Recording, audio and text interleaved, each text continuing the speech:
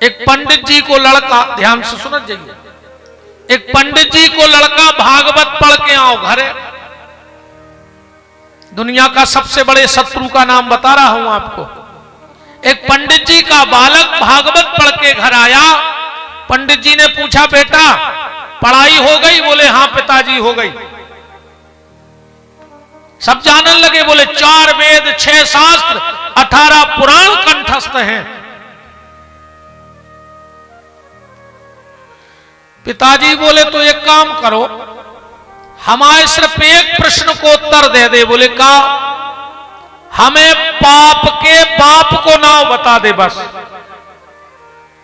कि पाप के बाप को का नाम। लड़का हतो सतयुगी, लड़का सतयुगी हतो। उन्हें सोची पिताजी को जबई मोहब्बतें हैं जब पाप को बाप मिल जाए। दवाई किताब घर से निकल गो। चलते चलते एक गांव में पहुंचा। और जब गांव में पहुंचा तो एक मकान देखा। आवाज लगाई, पानी पिला दो। भीतर से एक महिला आई, पानी पिलाया। पानी पीने के बाद पंडित जी के बालक ने पूछा कि माता जी तुम कौन समाज की आओ? बा बोली कि पंडित जी जो सबसे मूर्खता को काम है जिंदगी में। बोले का? पानी पी के समाज ने पूछो चाहिए, या तो पहल पूछ ले, और अगर पानी पी लो तब का लेने तुम्हें समाज से। पंडित जी बोले नहीं नहीं बताओ। बा बोली कि महाराज जी हम जाति की बेश्या हैं। और पंडित जी ने कही सत्यानाश हो गई। हम तो पहले ही से परेशान के पाप को बाप ने मिल रहा हो तो, और अब बेश्या के घर का जल पी लिया। अब हमें नर्मदा में 6 महीना पहले तो जो पाप धोने पर। वो बेश्या थी तो बेश्या, जाति से बेश्या थी, पर बड़ी भगवान की भगत थी।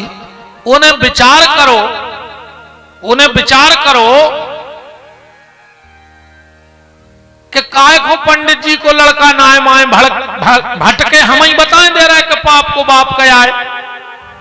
अब्बा बोली पंडित जी पानी तो पी लो, नाराज न हो। अरे नहीं नहीं तुमने सब नाश कर दो, अब हमें बरभान जाने।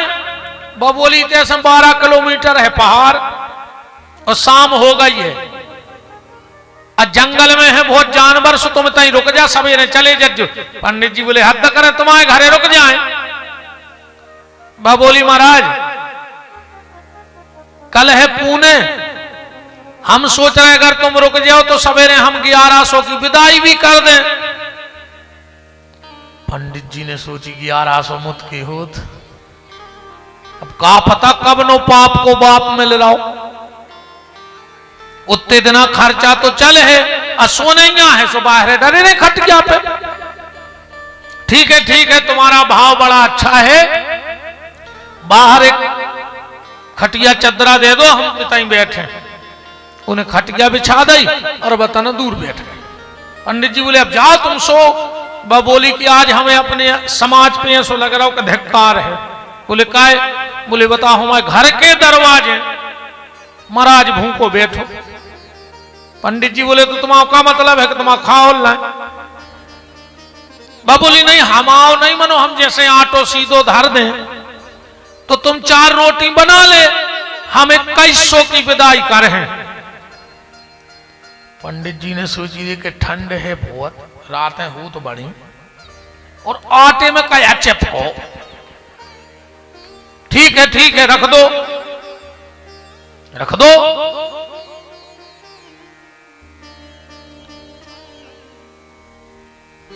उन्हें आटो सीधो सामान रखो, और आटो सीधो सामान रख के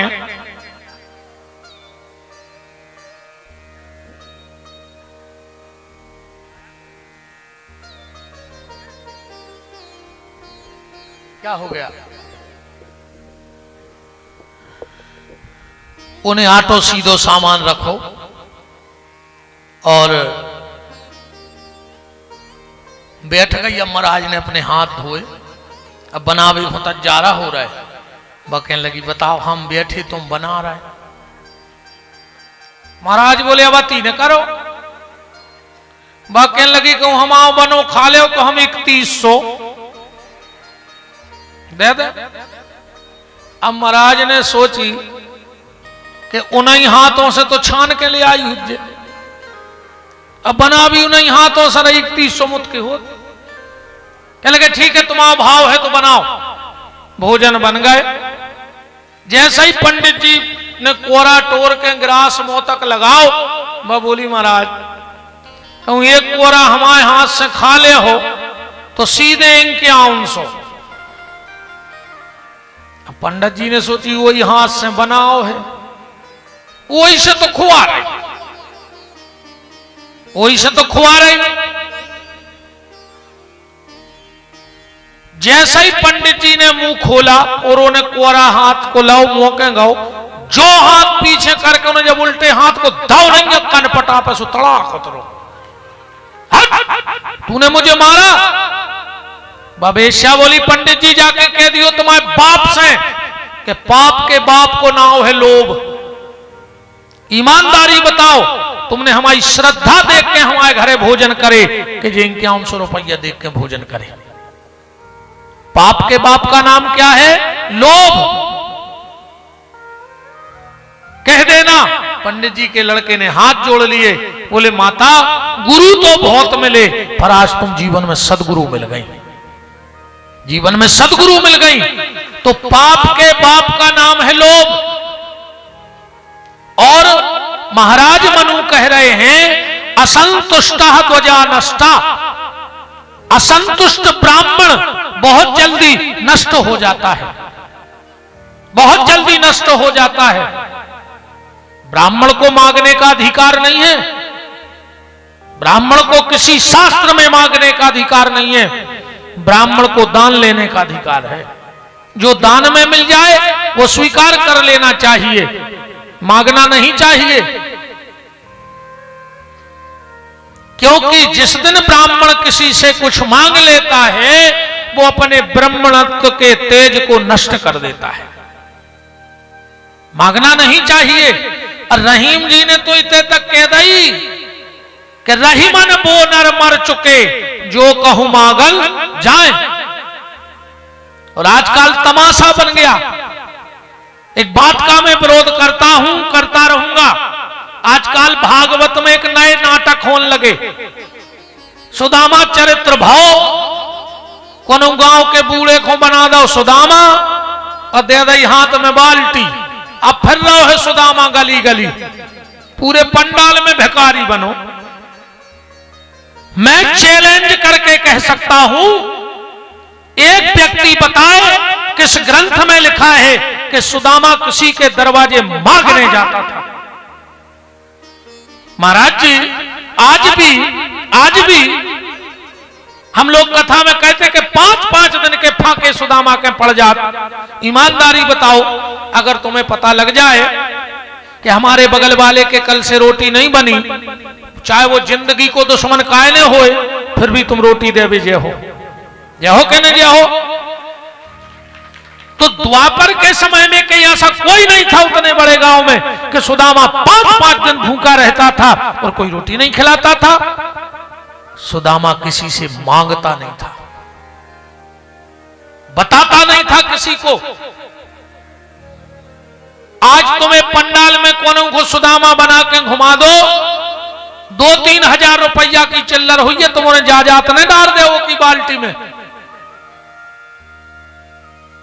वो 2-3 हजार के पीछे तुमने भगवान की मजाक बना वो चालू कर दी। किस सुदामा की? जो सुदामा द्वारकाधीश की शेष सैया पे बैठा है और मेरे बांके बिहारी प्रभु श्री कृष्ण जिसके पांव दबा रहे हैं, वो सुदामा पंडाल में भीख मांगेगा? बताओ, मांगेगा सुदामा भीख? आजकल कथा कम राम लीलाएं ज्यादा होने लगी। आज जा झांकी बना ले, कलवा झांकी बना ले, एको बाल्टी दे दे, एको छत्ता दे दे, बामन भगवाने से फिर रहे थे तुम्हारे सायगढ़ में पंडाल में। सीधी बंदूक लेके लूटो ना, फिर अगर लूटने हैं तो आप लोग भी इसका विरोध किया करो। जरूरी नहीं कि हम लोग ही ठेकेदार हैं, हम अगर समाज के ठेकेदार हैं तो आप समाज सुधारकों के भी ठेकेदार हो, आपकी भी जिम्मेदारी बनती है। भगवान को तमाशो बना के धर दो ऊपर ने। हम एक शादी में गए थे, राधा कृष्ण नच रहे थे, बहुत खास व्यक्ति की शादी थी। हमने जो गाड़ी में से पांव निकालो, सामने स्टेज थी, हम फिर बैठन लगे। उनको पता लगा अरे महाराज जी आ गए, चलो। हमने कहा तुम आए तो नहीं जा सकत। बोले का है? हम कहे जब तुम भगवान को स्टेज पे नचा सकत हो तो महाराज को तो कुचर भी सकत हो। भगवान के स्वरूप की कीमत होती है। क्या समझ लिया तुमने? आजकल राधा कृष्ण शादियों में नच रहे भेष बना बना, और हम हंस रहे। ये हमारे धर्म का मजाक है और कुछ नहीं है, और इसका मैं विरोध करता हूं।